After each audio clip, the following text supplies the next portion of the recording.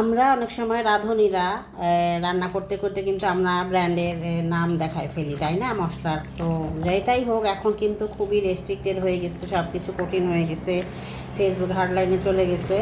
কেউ কখনো করবেন না, কোনো মশলার নাম ওইভাবে উল্লেখ করবেন না বা দাম ওইভাবে উল্লেখ করবেন না, তাহলে মানে ভালো হবে। কারণ বিশাল একটা বড় পেজ, ওইটা সবাই নাম জানে, আমি নামটা উল্লেখ করতেছি না, বন্ধ হয়ে গেছে শুধুমাত্র ব্র্যান্ডিংয়ের জন্য। তা যাই হোক, আমি মনে করি যে কারোই এটা করা উচিত না, এখন থেকে সাবধান হইলে ভালো। কারণ মনিটাইজেশন চলে গেলে ইনকামের আর কোনো সোর্স থাকবে না এখানে, এই লাইনে। তো আমি বিরিয়ানির মশলা মাখতেছি, এখানে 4 কেজি মাংসের মতন আছে। বিরিয়ানির মশলাটা মেখে বসাই দিব।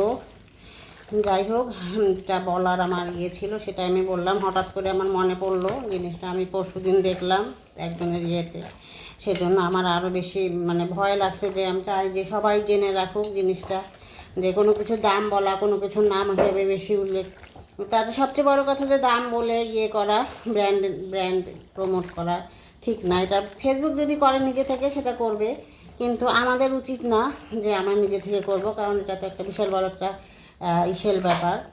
বেশি মনিটাইজেশন চলে গেলে আর কোনো কিছুতেই কোনো লাভ হয় না। তো এটাই ছিল আমার মন্তব্য।